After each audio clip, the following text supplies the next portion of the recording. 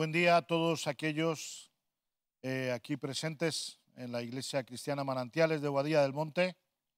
Bienvenidos, bienvenidos igualmente a todos aquellos que estéis viéndonos y siguiéndonos a través de alguno de los canales de internet. Damos gracias a Dios por esta oportunidad que nos da de compartir esta palabra que seguro nos va a hacer bien. Quiero fundamentar esta enseñanza que tiene que ver sobre el título sería restituid al agraviado, restituid al agraviado. Y he escogido un pasaje que voy a leer en el segundo libro de Samuel, capítulo 21. Voy a leer pues algunos versículos, me saltaré algunos para intentar hacerlo más breve.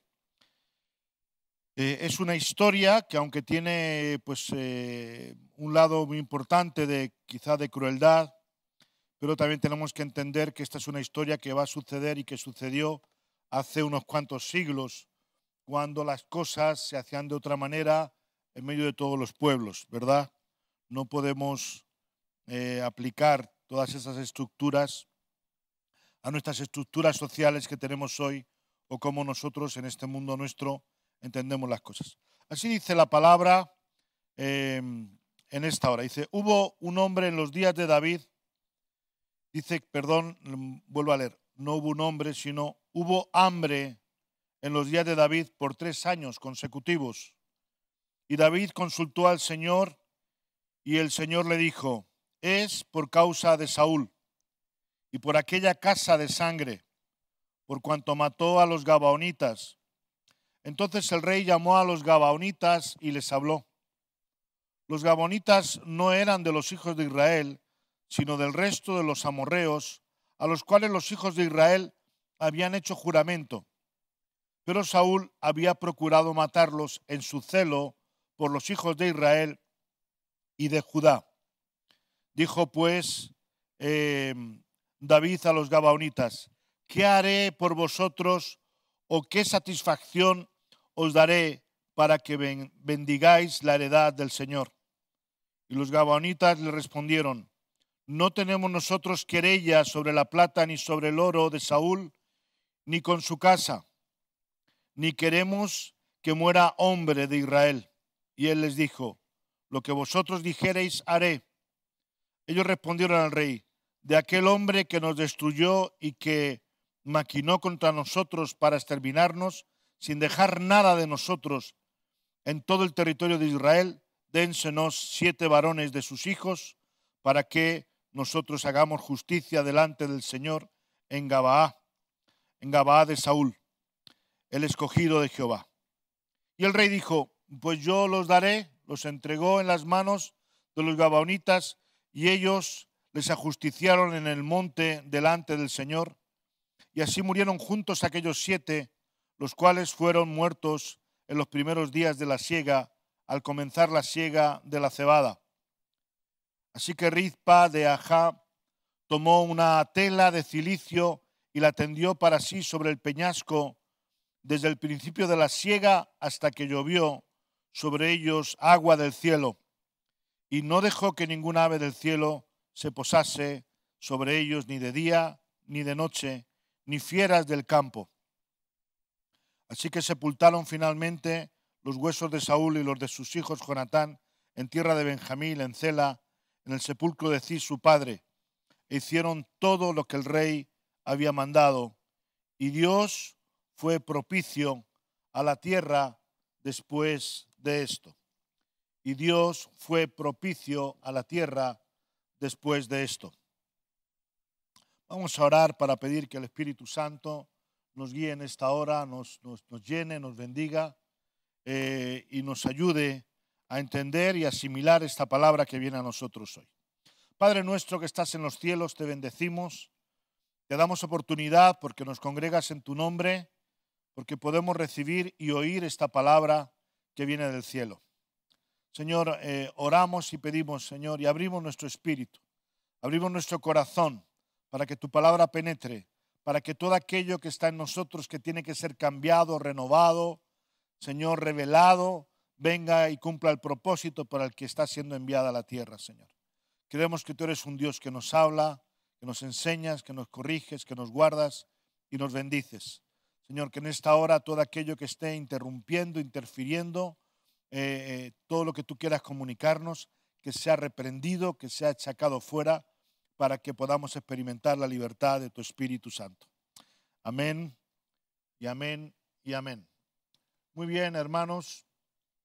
Esta es una historia, pues como digo, ahí tiene un lado de crueldad, pero lo que estaba ocurriendo era que en Israel estaba habiendo un tiempo muy difícil de sequía. Estaba habiendo hambre. Estaban viniendo no solamente sequías, sino cuando venía el tiempo, era un tiempo de tormentas, era un tiempo, bueno, nosotros aquí, ¿verdad? Países de esta zona del mundo, podemos entender lo que es esto, ¿verdad? A veces demasiado calor, a veces las lluvias cuando vienen como con tormentas, arrasan todo, hay plagas, epidemias. El caso es que había hambre, que el pueblo estaba sufriendo por algo, y en esa consulta a Dios, Dios establece que aquella gente de Gabaón fue un pueblo que aún con engaño, pero lo que vino fue buscando la paz con Israel. Josué estableció, creo que es en el capítulo 9 del libro de Josué, se establece una alianza con ellos y un compromiso de que nunca serían maltratados, pero igualmente este pueblo pasaría a ser un pueblo, un servidor, sirvientes, y estarían trabajando también para el esplendor y el desarrollo del pueblo de Israel. Pero Saúl en estos desvaríos que tuvo, una vez que se salió del propósito de Dios, aún siendo rey, que esto es algo que a veces pasa en nuestras vidas, nos salimos del propósito de Dios, nos salimos del paraguas de Dios y pretendemos que el Espíritu Santo nos siga bendiciendo, o sentimos que podemos hacer aquello que no nos es lícito y como no está pasando nada en nuestra vida, pues creemos que podemos seguir haciéndolo. Y así le estaba ocurriendo a Saúl. Saúl había despreciado lo santo, había despreciado lo profético, y entonces en su fuerza, en su vigor y en su autoridad, pues casi extermina a todos los gabaonitas. Dios revela que esta es la razón por la que no hay prosperidad. Y ya nos ayuda a identificar también algunas de las causas por las que a veces nuestra vida no avanza. A veces no podemos determinar siempre que esta es la causa, que es que hay pecado, que es que hay tal, que es que hay cual. No, pero uno tiene que ser lo suficientemente maduro y en su relación con Dios, pues sin ningún tipo de temor ni de duda, tiene que ser lo suficientemente hábil, entendido, para poder discernir qué está pasando. ¿Qué pasa a veces cuando nuestra vida no funciona? Cuando hay una insatisfacción, cuando todo lo que emprendemos no prospera. Uno tiene que, decimos de esa forma coloquial y chistosa, tienes que hacértelo mirar. Tienes que buscar qué está ocasionando todo eso, porque la voluntad de Dios es que prosperemos en todo como prospera nuestra alma. La voluntad de Dios es realmente que vivamos en paz con nuestra familia, debajo de nuestra higuera, de nuestra parra, que vivamos en paz, que vivamos reconciliados, que vivamos bendecidos, que vivamos plenos, en certidumbre y disfrutando, evidentemente, del fruto de nuestro trabajo, del fruto del esfuerzo y de todo aquello que Dios nos da, que es mucho. Pero cuando esto no es así, uno debe de saber qué es lo que está pasando. Y hoy estamos viendo una de las causas por las que nuestra vida no prospera y por la que nuestra vida se estanca. Hay otro pasaje que te quiero leer ya para que entiendas cuál era el mandamiento y el propósito de la ley. En Isaías 1, el libro del profeta Isaías, capítulo 1, verso 14 al 17, dice así. Dios está hablando, está de alguna forma exhortando a su pueblo y poniendo a la luz lo que no está bien. Dice, vuestras lunas nuevas, que era cuando se hacía fiesta, vuestras fiestas solemnes, las tiene aborrecidas mi alma, dice el Señor. Me son gravosas. Cansado estoy de soportarlas. Pues sí, uno va, viene, está en las reuniones, va, hace que no pasa nada, mantiene el lenguaje, mantiene sus formas, pero en realidad hay algo ahí que no está bien y que el tiempo no lo va a curar y que el ignorarlo no lo va a sanar ni lo va a restaurar. Dice, cuando extendáis vuestras manos, yo esconderé de vosotros mis ojos. Fíjate, ¿qué palabra es esta? A lo mejor estás orando y ayunando, pidiendo que Dios obre, pero sin embargo dice que algo está pasando y que por esa razón no es prosperada nuestra vida, ni son oídas nuestras oraciones. Tampoco, por cierto, son oídas cuando estamos en pleitos con nuestro marido, con nuestra mujer. Queremos pensar que podemos seguir ahí durmiendo en el sofá, que podemos estar ahí peleados, que podemos estar cada uno a lo suyo, casi sin hablarnos, y seguir en nuestras oraciones, en nuestra comunión con Dios. Eso tampoco funciona. Es otro tema, pero aprovechamos para dejar ahí ese apunte. Dice, cuando extendáis vuestras manos, yo esconderé de vosotros mis ojos. Asimismo, cuando multipliquéis la oración, yo no oiré. ¿Qué pasa que estoy orando, Señor? ¿Qué pasa que no cambia nada? ¿Qué pasa que no sucede nada? A veces es verdad que no ha llegado el tiempo de ver el fruto. A veces uno tiene que perseverar, sí es cierto. Pero en ocasiones hay algo que está ahí atascado y atrancado. Entonces dice, multipliquéis la oración y yo no iré. Llenas están de sangre vuestras manos. Delitos, pecados, quebrantar la ley de Dios. Esa es la razón por la que Dios dice que Él está escondiéndose de nosotros. Lo que nos exhorta esta palabra, sigo leyendo, dice, lavaos y limpiaos. Por lo tanto, si hay algo en mi vida que no está bien, lo que yo tengo que hacer es restituir. No es ignorarlo. No es decir, venga, déjalo ya, vale, ya está, venga. No, no, no. No es ignorarlo, lo tengo que limpiar, lo tengo que sacar de mi vida, de mi corazón. Tengo que poner orden en esa área, en esa faceta. Y especialmente cuando yo con mis actos, con mis palabras, con mis acciones, he ofendido, he destruido, he hecho daño a otras personas. Lavaos y limpiaos, quitad la iniquidad, que significa el hacer mal las cosas, de vuestras obras de delante de mis ojos. Decisión a tomar, dejad de hacer lo malo. Decisión a tomar, dejad de hacer lo malo. No hay otro rollo. Deja de hacer lo que no debes de hacer. Lo dice claramente aquí su palabra. Otra de las cosas que nos dice, aprended a hacer el bien. Tengo que crecer en las cosas de Dios. Tengo que conocer más su palabra. Tengo que saber lo que Dios quiere de mí. Tengo que saber qué es lo que está bien y lo que está mal. Y para eso necesito todos los días de mi vida alimentarme de su palabra, de su pan. Estudiarla, escudriñarla, conocerla. Tengo que comerme el rollo. Tengo que meter alimento en mi buche, en mi estómago, en mi interior, en mi estómago espiritual. Aprended a hacerlo el bien. Buscad el juicio. Buscad el juicio es que todas las gentes tengan respuesta a sus necesidades. Esto de la justicia es un término que no se habla mucho dentro de nuestras enseñanzas como cristianos. No hablamos mucho de la justicia.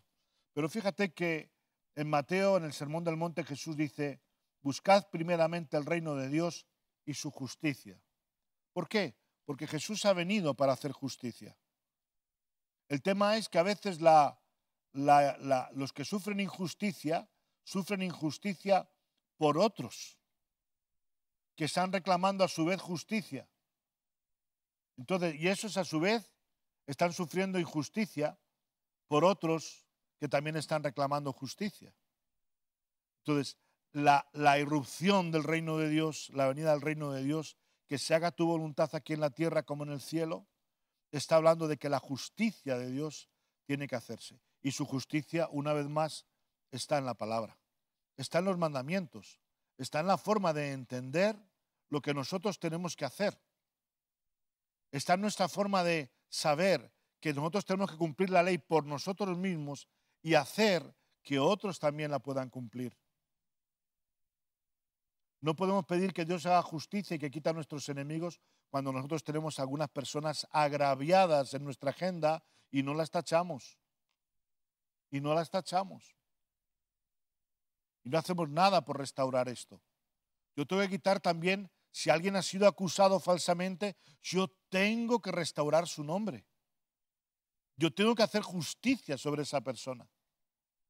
¿Cómo hago justicia? Quitando su ignominia, quitando su vergüenza, quitando su mal nombre, diciendo verdad, edificando, como estábamos hablando en estos días, cubriendo su vida con un manto de óleo, de gozo, de alegría y de amor por mi parte, mostrando mi amor y no mi repudio, mi aprecio y no mi desprecio, mi cuidado, mi cariño, mi parte buena. ¿Por qué? Porque de esa manera le estaré sacando, estaré quebrando la injusticia, la persecución y las estructuras que a veces se lanzan sobre los demás. Hacer justicia es una de las llamadas del reino de Dios. No tiene que ver con la justicia de nuestra sociedad, que hoy en día cuando estamos compartiendo esta enseñanza, este mensaje, pues estamos asistiendo en nuestra querida España a un huracán tremendo sobre la justicia, sobre estructuras, sobre cómo los hombres al final, algunos hombres, no todos, pero algunos hombres están removiendo todo eso para que de alguna manera la ley diga algo que no debería de decir, o diga algo hacia ellos que al resto no les beneficia y no se establece así. Por eso es muy importante que nosotros aprendamos a ser portadores de esta vida que necesitamos en el Señor. Aprende a hacer el bien, busca el juicio, restituid, y aquí ya nos toca más, restituid al agraviado. Así que yo empiezo en conceptos, pero debo de trasladar mi vida a la práctica, a la praxis, a la obra, al hacer buenas obras. El mundo protestante, desgraciadamente, se ha ido alejando. Los que tenemos raíces en todo esto de la reforma, hemos ido rechazando las buenas obras. Claro que no compramos el favor de Dios con las buenas obras, pero solamente quebramos las obras de impiedad y las tinieblas con la luz. Solamente quebramos lo malo con lo bueno, solamente quebramos las obras de Satanás haciendo las obras de Dios, las obras buenas que dice su palabra, que Él ha preparado de antemano antes de la fundación del mundo. ¿Por qué? Porque el mundo ha sido creado para que nosotros hagamos las cosas bien y en orden. Por lo tanto, restituid al agraviado. Otro verbo de construir, haced justicia al huérfano y amparad a la viuda. Me quiero centrar hoy sobre todo en esto, en el restituir al agraviado. Es restaurar. Si yo ofendo a alguien, yo sé lo que tengo que hacer. En muchas ocasiones se generan conflictos en los senos de las familias. Conflictos entre los padres y los hijos. Conflictos entre los hijos y los padres. Padres ya mayores, padres jóvenes. Hijos jóvenes, hijos ya mayores. Conflictos, problemas de envidia, de celos, de reparto, problemas de herencia, problemas de cariño, problemas de afecto, de amor. Algunos nacen en el seno de una familia cuando las cosas están muy justitas y es escaso y uno no se beneficia. Y otros, especialmente a lo mejor los que han venido, si venimos de menos a más, pues los últimos que nacen viven una vida mucho mejor, mucho más bendecida y prosperada. Y eso genera conflictos. Conflictos en el trabajo. Conflictos en el trabajo. Aquellos que vienen, que tal, y que por abrirse camino no les importa pisar el camino que tú has estado haciendo de buen tiempo, o al revés. Quizá tú no eres consciente, pero tienes un carácter pues como un búfalo, no sé, que entra y que va arrasando todo y caiga quien caiga. Y no te das cuenta o no entendemos que nuestras actitudes están generando áreas de conflictos. Pero también es en la iglesia. En la iglesia, pues qué contaros, hermanos, somos una familia muy, muy heterogénea. venimos de diferentes culturas, venimos de diferentes contextos sociales, aunque podamos vivir en un contexto más o menos similar, pero aún así, no es la palabra discrepar, pero diferente, hay diferencias en salarios, diferencias salariales, hay diferencias culturales, hay diferencias de color, de raza, de educación, de formación, de objetivos, de principios, de filosofías, de formas de entender la vida. Todo eso, qué mundo, qué gran puzzle tenemos aquí.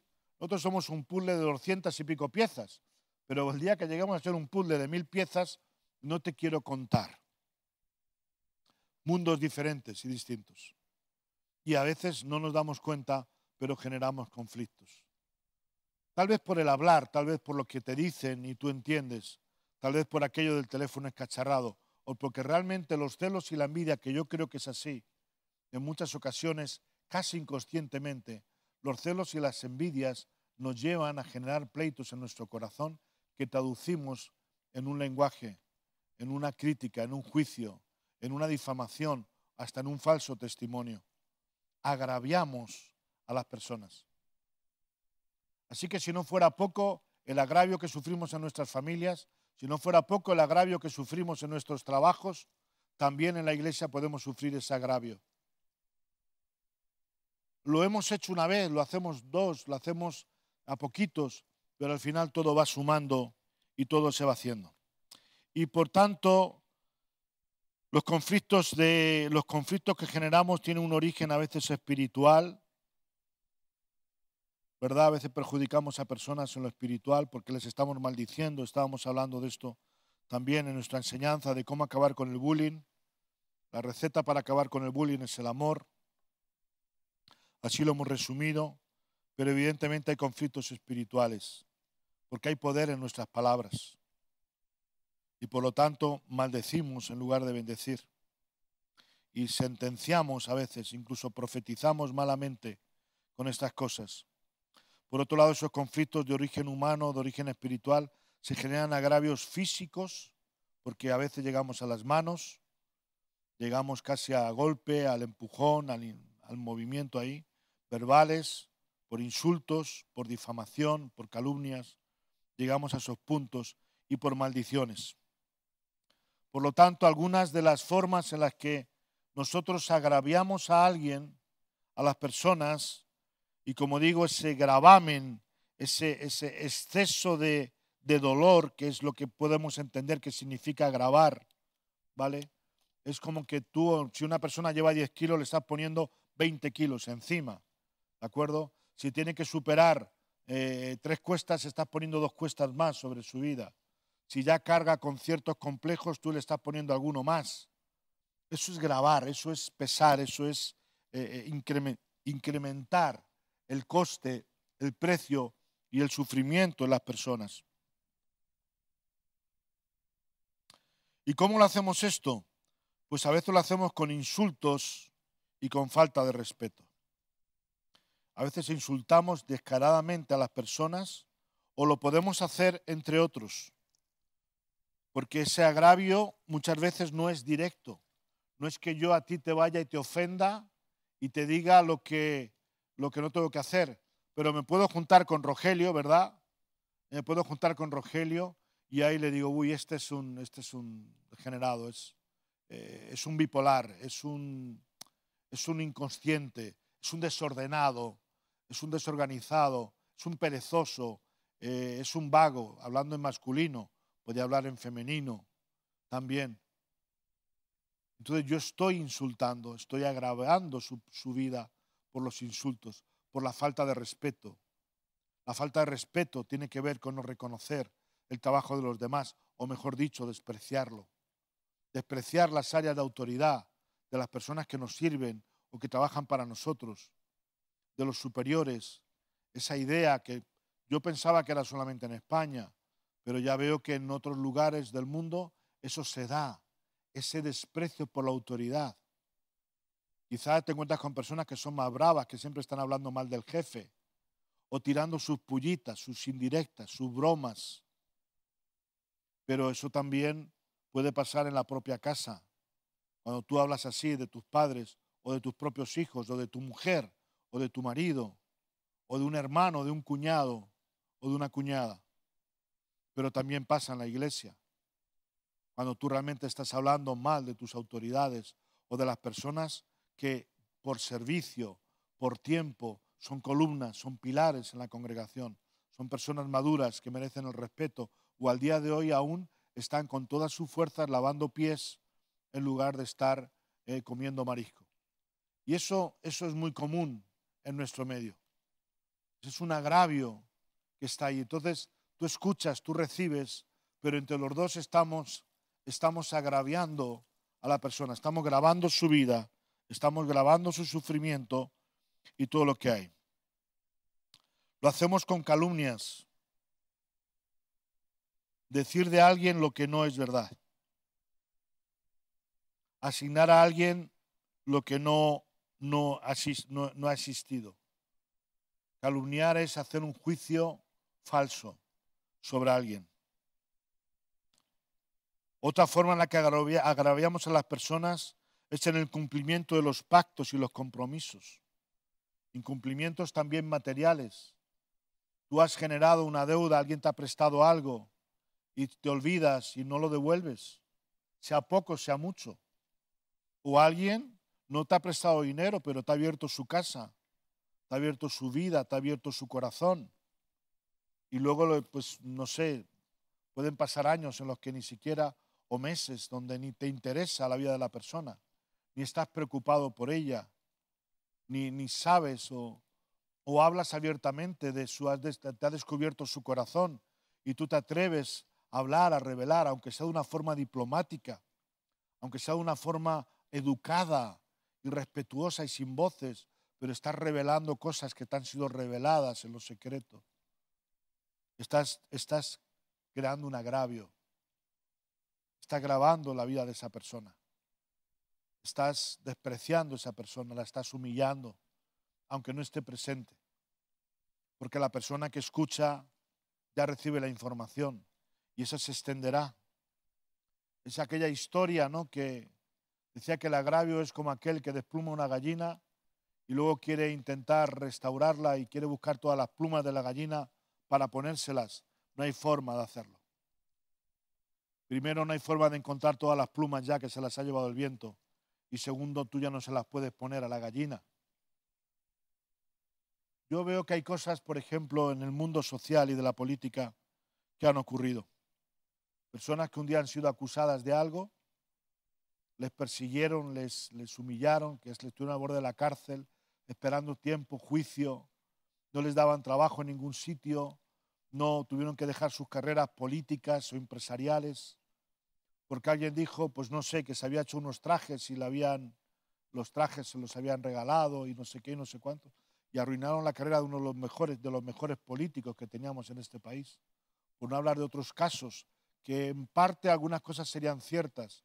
Personas que conocemos, cercanas, que han estado años sin poder encontrar siquiera un trabajo o aceptar trabajos miserables porque les han implicado en algo que luego resultó ser falso.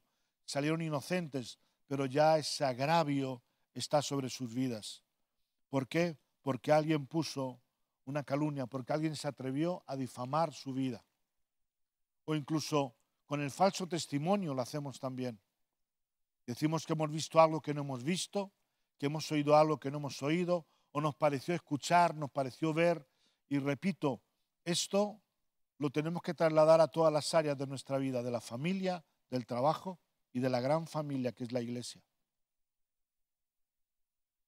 Porque cuando una iglesia no avanza todo lo que tiene que avanzar, cuando una iglesia, como digo, tiene la puerta de atrás abierta, el que viene se va y el que lleva un tiempo también se va marchando y no persevera el que está, nosotros tenemos que saber, yo tengo mi responsabilidad de saber qué es lo que está pasando, por qué está habiendo ese hambre, por qué está habiendo esa escasez.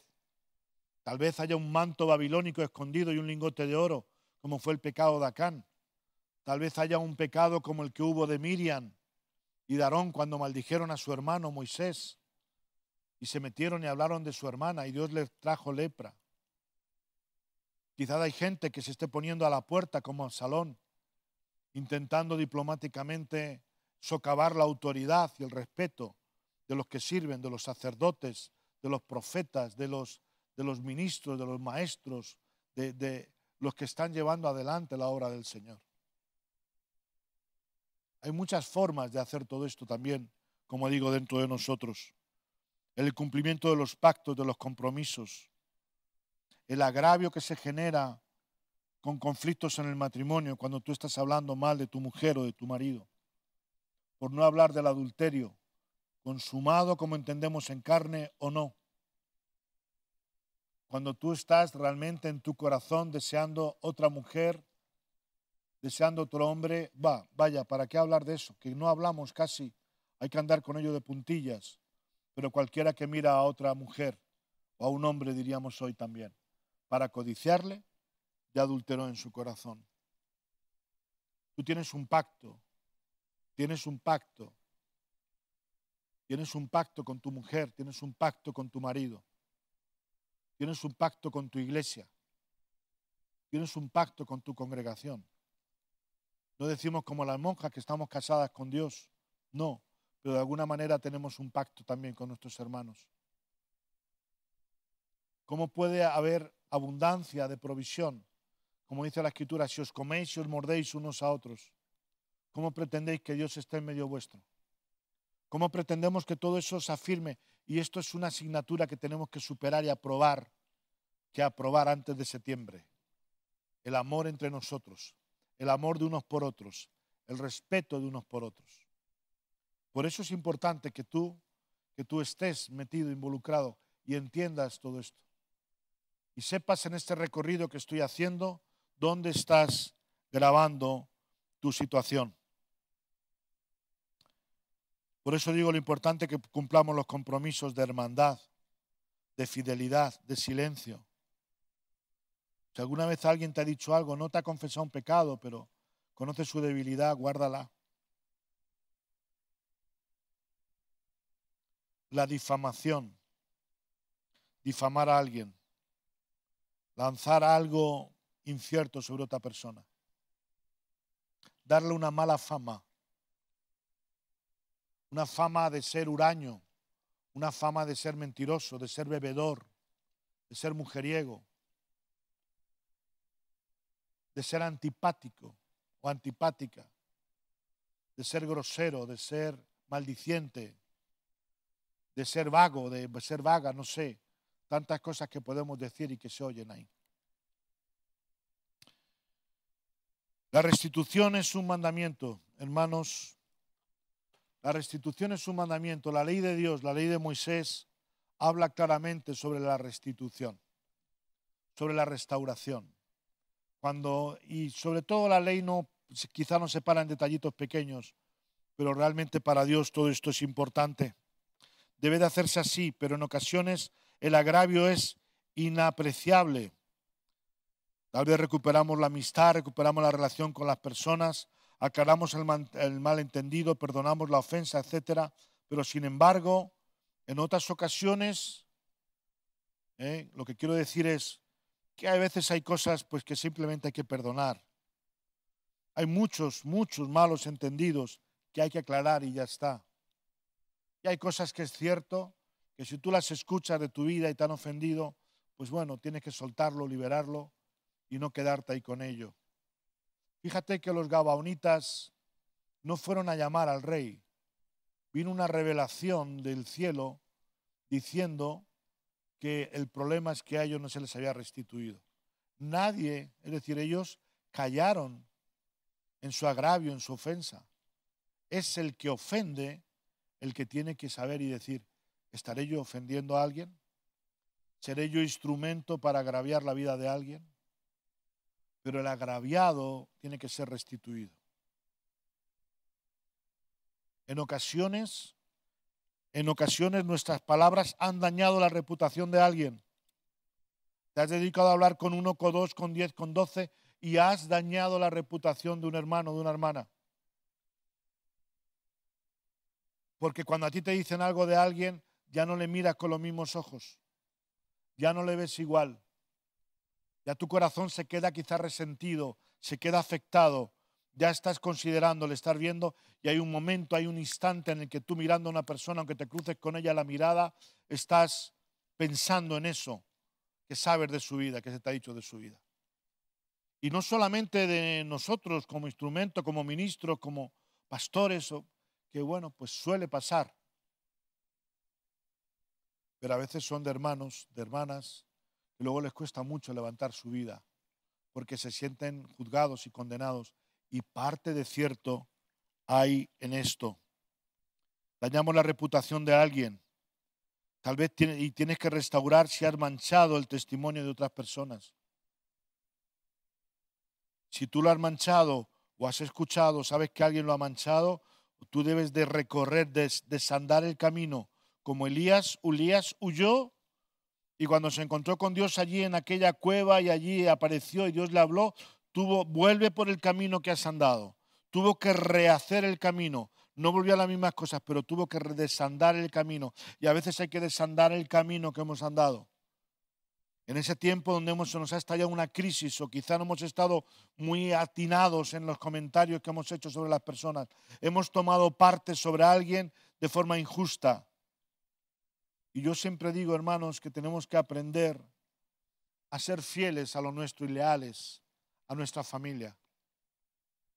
Como un padre debe de ser siempre fiel y leal a sus hijos, pase lo que pase. Como un marido debe ser leal a su mujer, pase lo que pase. Y al revés. Pero en la iglesia necesitamos recuperar ese toque de lealtad los unos a los otros. De amarnos los unos a los otros. Estamos trabajando sobre este tema. Me niego a aceptar que la vida nos ha hecho más fríos porque es una justificación para justificar un pecado de agravio, de difamación, de desprecio. La falta de aprecio es desprecio.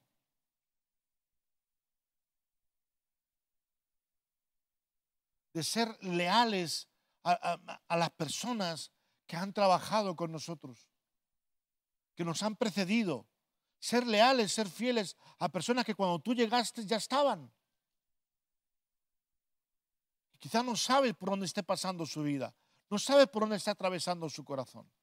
Aunque tú aparentemente le veas exitoso por su forma de vestir, por su risa, por su forma de hablar, o tú opines que tiene que estar feliz y contento, pero puede que no sea así. Hay que cerrar la puerta de atrás para los que llegan, pero para los que están también. Para hacernos la vida más feliz y más fácil los unos a los otros.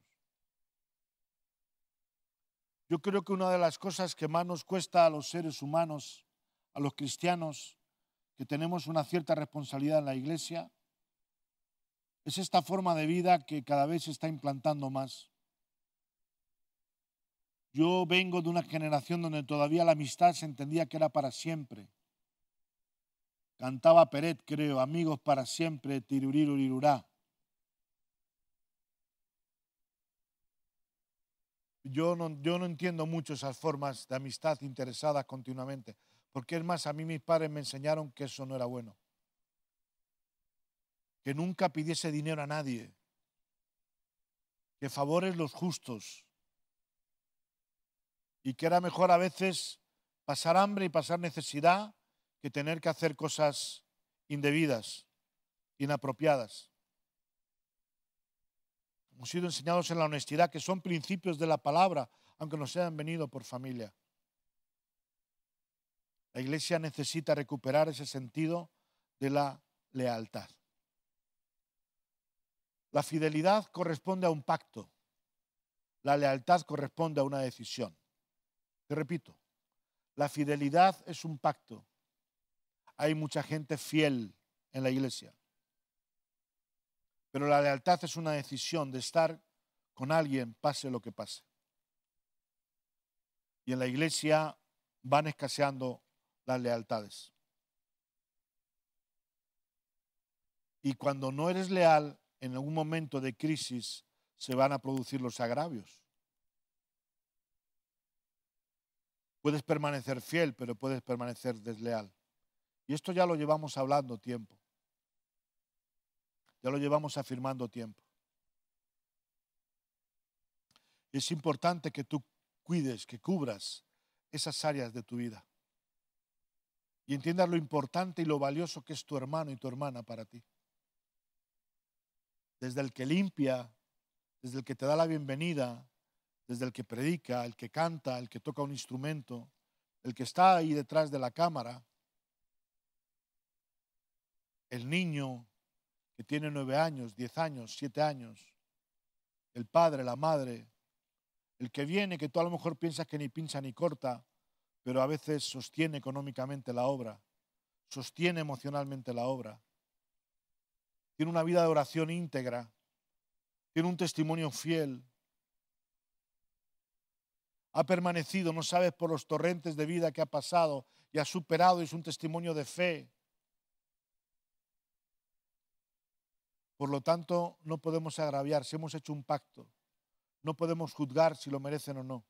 Saúl destruyó a toda aquella gente, casi los exterminó. Y en este caso la sangre requiere sangre. Dirás, bueno, pues olvidándolo ya está. No, no. Si tú has difamado a alguien con tus palabras, tienes una responsabilidad de deshacer eso con tus palabras. Hola.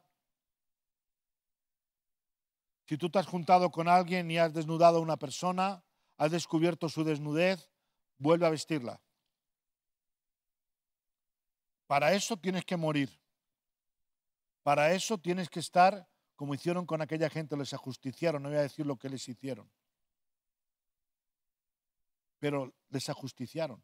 Y fíjate, quizá ellos en su vida eran inocentes, pero ahí entendemos cómo a veces la maldad tiene que pasar y cómo a veces unos pagamos el precio del mal que otros hacen.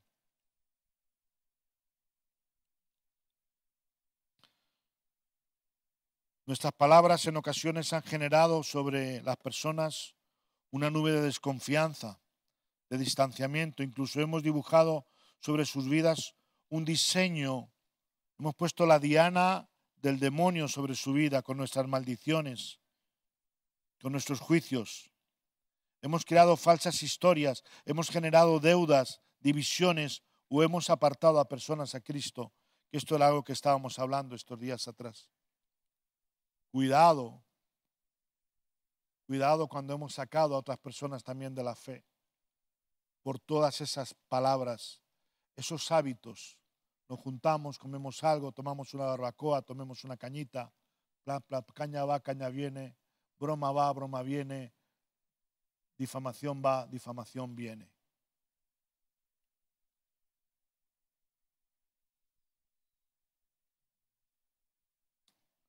Los agravios se hacen de muchas maneras. La única salida que tuvo Judas para deshacer su agravio cuando entregó a Jesús fue la de quitarse la vida. No había otra forma. Es decir, hay un precio, ya no podía restaurar. Que nuestros agravios no nos lleven a ese final, a una desesperación. Sana aquello que has esperado, aquello que has estropeado. Acuérdate de las palabras que hemos tenido aquí también sobre el buen samaritano, sobre el vino y el aceite, sobre ser sal, ser luz, sobre amar a los que te maldicen y te persiguen. Mira lo que pasó con los hermanos de José, porque al final no lo aceptaban, pero le vendieron. El poder de la vida y de la muerte está en las palabras, está en tu lengua, está en tu forma de hablar, en lo que hablas y en lo que escuchas, en lo que dices y en lo que recibes. Dice Santiago capítulo 3, habla de la lengua, poquito predicamos de la lengua, pero dice que una lengua encendida, ¿cuántos incendios puede encender una lengua? Es como el timón en los barcos, es una pieza pequeña, pero es la que marca el rumbo de las cosas que se hacen.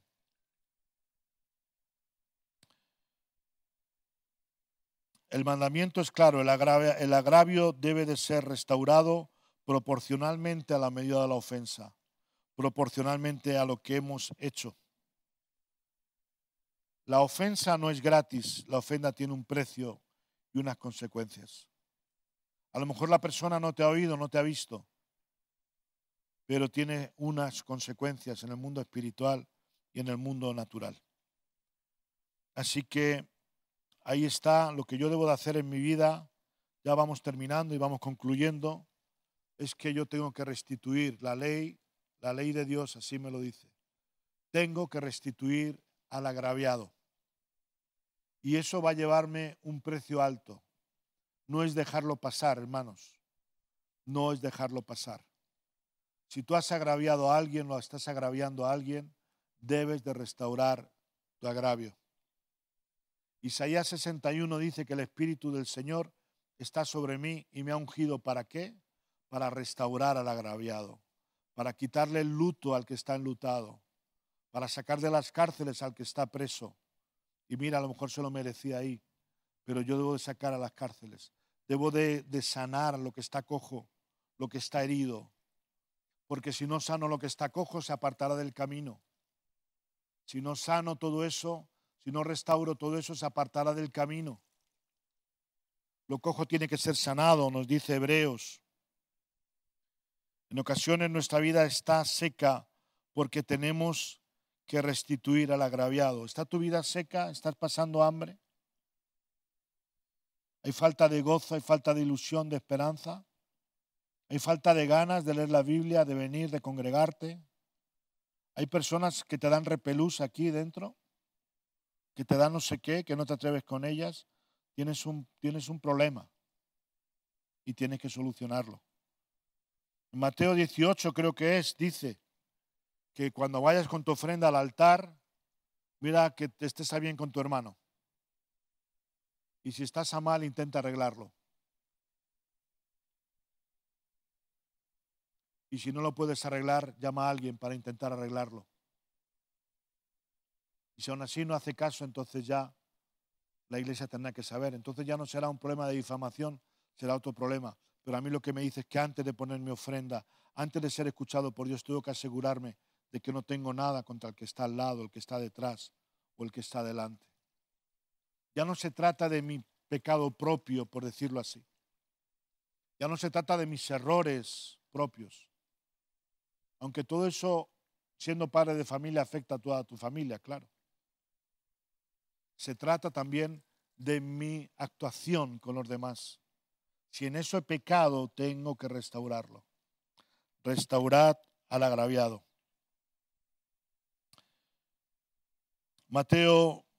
Segunda de Corintios 5:17, termino ya con este texto, hermanos, y vamos a orar.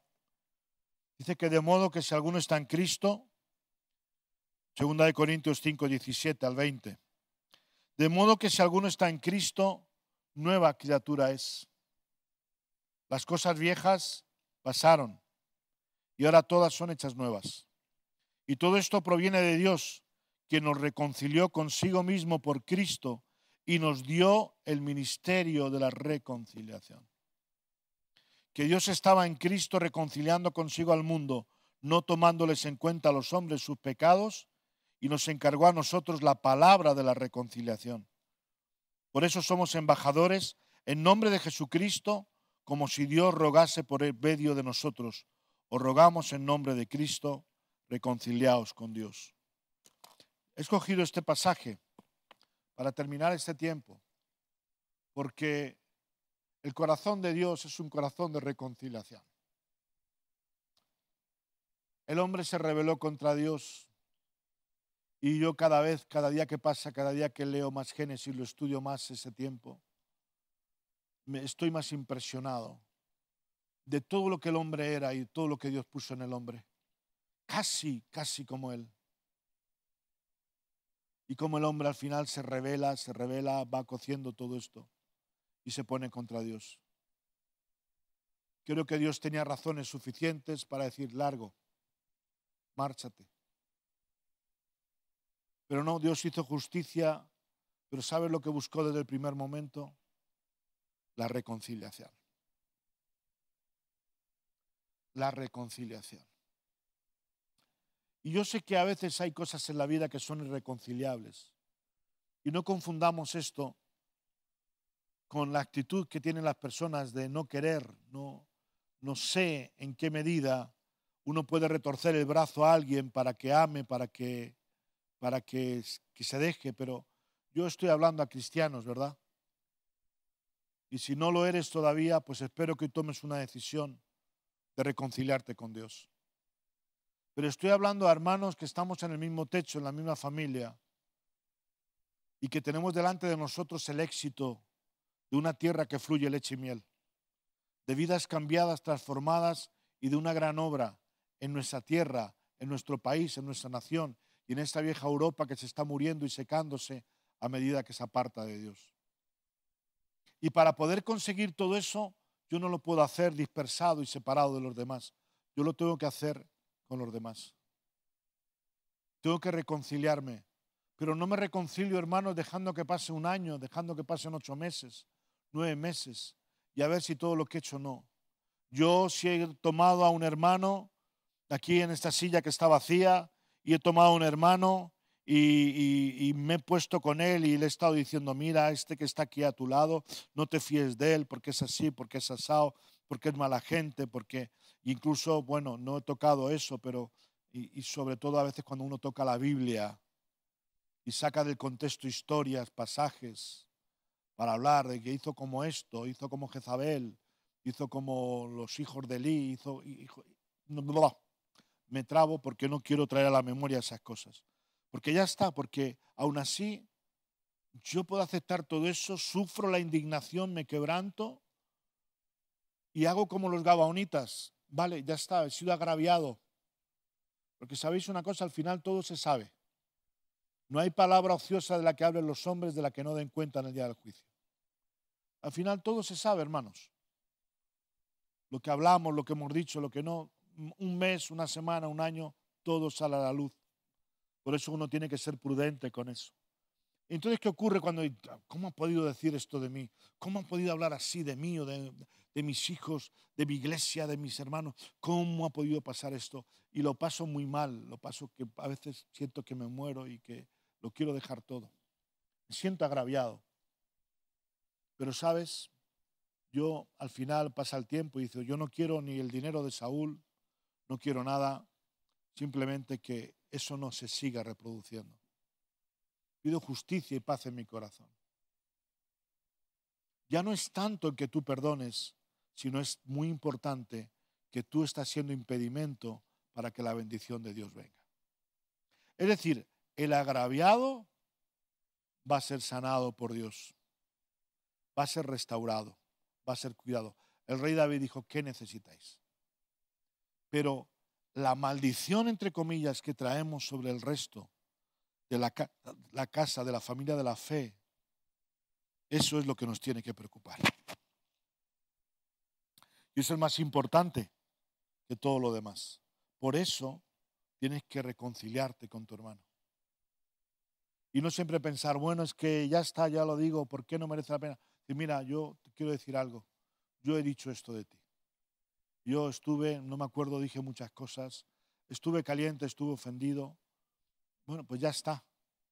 Y sabes, Menganito, el otro día cuando me junté contigo, Menganita, te pido perdón porque hablé lo que no debía de esta persona. Me he equivocado, lo he hecho mal. Así que olvídate de eso.